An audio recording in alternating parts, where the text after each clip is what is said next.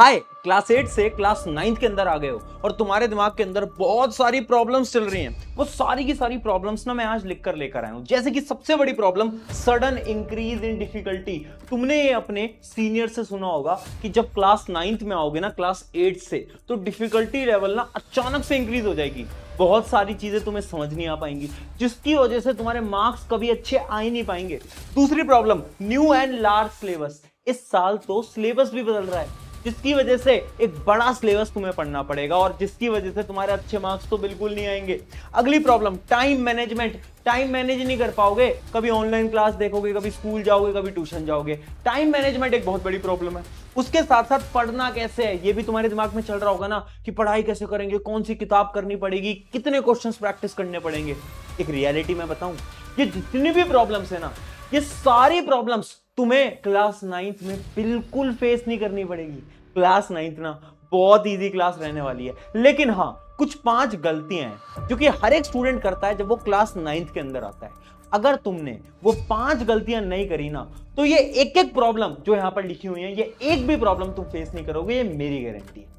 Hi everyone, मैं हूं आप सभी का अपना प्रशांत भैया। बहुत सारे स्टूडेंट्स शायद मुझे पहली बार देख रहे होंगे, जो कि अभी अभी 9th क्लास के अंदर आए हैं और पूछ रहे होंगे कि आप कौन हो। तो देखो, मेरा नाम प्रशांत किराड़े। कई सालों से मैं 9th 10th के बच्चों को पढ़ा रहा हूं, लेकिन मुझे प्रशांत सर नहीं बोलते, मुझे प्रशांत भैया बोलते हैं। पता है क्यों? क्योंकि हर एक प्रॉब्लम का सोल्यूशन मैं इस चैनल के माध्यम से तुम्हारे लिए लेकर आऊंगा।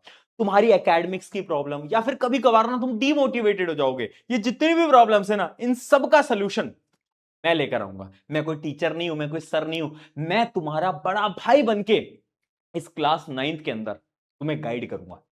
तुम्हें बताऊंगा कि कौन कौन सी प्रॉब्लम तुम फेस करोगे, कैसे तुम्हें पढ़ना है, कैसे तुम्हें स्ट्रैटेजीज बनानी है, सब कुछ सब कुछ। तो तुम यहां पर आ गए हो तो याद रखना, वाई टू फियर व्हेन प्रशांत भैया इज हियर। तो सबसे पहले हम स्टार्ट करते हैं 5 गलतियां जो कि तुम्हें क्लास 9 के अंदर बिल्कुल नहीं करनी है।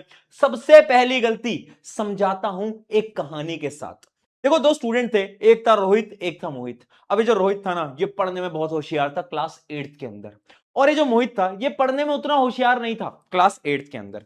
बट जब ये दोनों क्लास 9th के अंदर आए, तो इनके सीनियर्स ने इनको बताया, यार क्लास 9 ना बहुत डिफिकल्ट होती है, क्लास 9th में ना मार्क्स नहीं आ पाते, अरे बहुत मेहनत लगाओगे तो भी मार्क्स नहीं आ पाएंगे। तो जो रोहित था ना, जो कि क्लास का टॉपर था, इनकी बातें सुनकर ये रोहित बेचारा डीमोटिवेट हो गया। रोहित को लगने लगा कि यार क्लास 9th में मार्क्स लाना तो बिल्कुल पॉसिबल नहीं है, मेरे तो कभी अच्छे मार्क्स आ ही नहीं पाएंगे। हाँ, उसने मेहनत तो करी, लेकिन क्योंकि उसका माइंडसेट स्ट्रांग नहीं था, उसके फाइनल एग्जाम के अंदर अच्छे मार्क्स नहीं आए।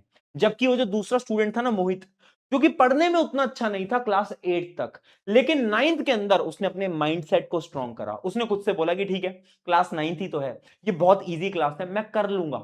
उसने खुद को बार बार ये चीज बोली, उसने बहुत मेहनत लगाई और उसने क्लास 9th के अंदर अपने स्कूल में टॉप करा।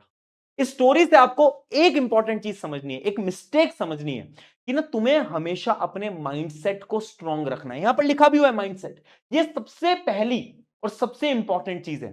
जब आप 9th में आओगे ना, बहुत लोग तुमसे बोलेंगे नहीं हो पाएगा। शुरू में तुम्हें भी लगेगा कि यार ये तो बहुत टफ चीज है, तुम्हें भी कुछ कुछ चीजें समझ नहीं आएंगी, लेकिन तुम्हें खुद से हर बार ये बोलना पड़ेगा कि class 9th is easy, class 9th is easy. और यही चीज तुम्हें आज वीडियो को पॉज करके कमेंट में भी लिख देना है, ताकि तुम्हारे दिमाग के अंदर स्टोर हो जाए कि क्लास 9th इज इजी। तो पहली चीज, माइंडसेट स्ट्रांग रखना है, ठीक है? वो रोहित वाली गलती नहीं करनी है। अब आते हैं दूसरी मिस्टेक की तरफ, जो कि टाइम मैनेजमेंट। अभी रोहित पता है क्या करता था? ये क्या करता था ना, कि अपने दोस्तों से पूछता था कि अरे तू कहां से पढ़ रहा है। एक दोस्त ने बोला कि मैं उस टीचर से पढ़ रहा हूं, तो वो एक लेक्चर उस टीचर का देखता था।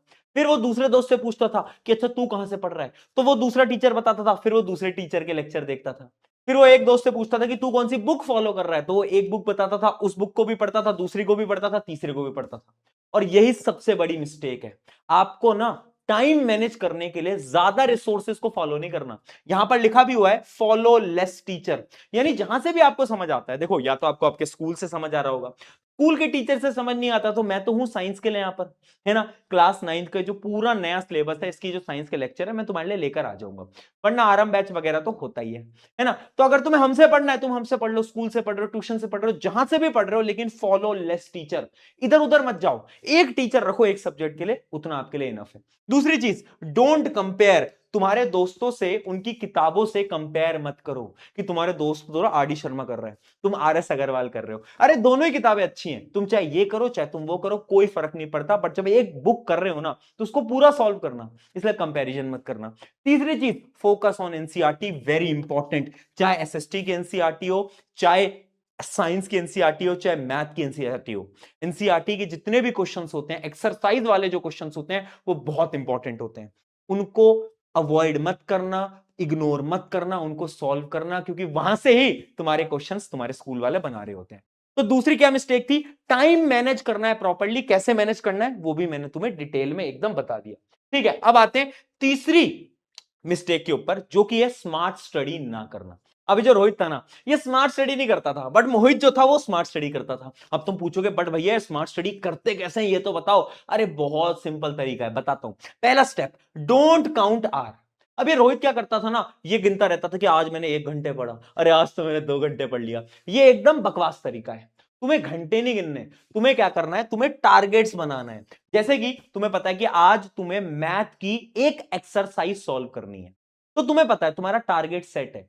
साइंस का एक चैप्टर तुम्हें पढ़ना है, वो तुम्हारा टारगेट है आज का। जब तक वो टारगेट कंप्लीट नहीं हो जाता तब तक तुम्हें सोना नहीं है, तब तक तुम्हें पढ़ाई करते रहनी है। बात समझ में आई?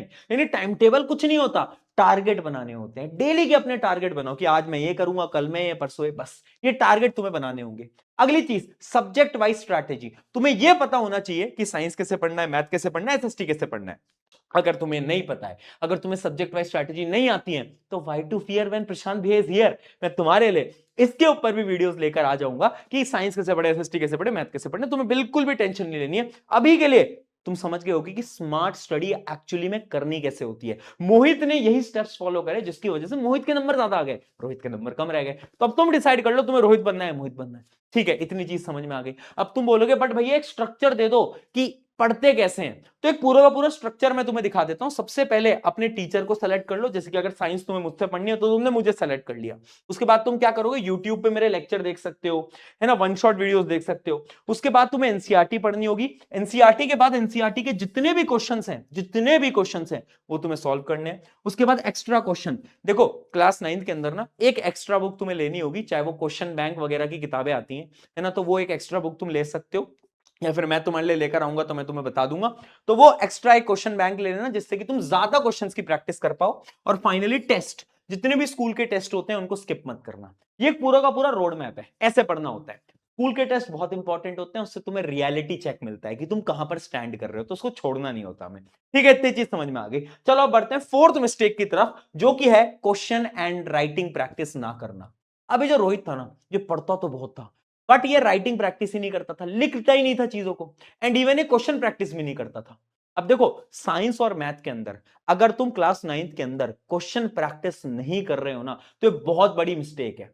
साइंस में भी, क्योंकि फिजिक्स बहुत बड़ी हो जाती है क्लास 9 के अंदर, तो तुम्हें बहुत सारे क्वेश्चंस की प्रैक्टिस करनी पड़ेगी, मैथ्स में भी करनी पड़ेगी। और एसएसटी के लिए तुम्हें राइटिंग प्रैक्टिस करनी होगी, यानी लिख लिख के चीजों को समझना पड़ेगा, वरना एग्जाम में जाओगे आंसर तो सब आता था बट लिख नहीं पाओगे और नंबर तुम्हारे कम रह जाएंगे। चलिए अब आते हैं last and final fifth mistake की तरफ, जो कि है कंसिस्टेंसी ग्रेटर देन इंटेलिजेंस। देखो रोहित क्या करता था ना, स्मार्ट तो बहुत था, इंटेलिजेंट तो बहुत था, लेकिन कंसिस्टेंट नहीं था, और वही बहुत बड़ी प्रॉब्लम थी।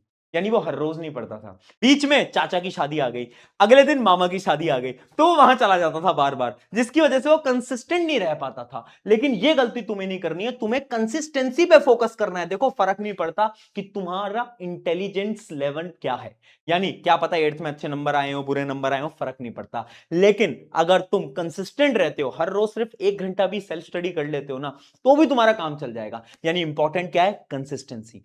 याद रखना, consistency is the key, very important. ये चीज अगर तुम्हें समझ में आ गई ना, तो ये 5 मिस्टेक्स थी जो कि तुम्हें अवॉइड करनी होंगी। अगर ये 5 मिस्टेक को अवॉइड करते हो ना, तो मैं गारंटी से बोल रहा हूं कि जो क्लास 9th है ना, ये तुम्हारे लिए बहुत इजी क्लास होगी, बहुत आसान क्लास होगी। बस याद रखना, शुरू में थोड़ी डिफिकल्ट लगेगी, हार नहीं माननी है, और कमेंट करके जाना क्लास 9th इज इजी।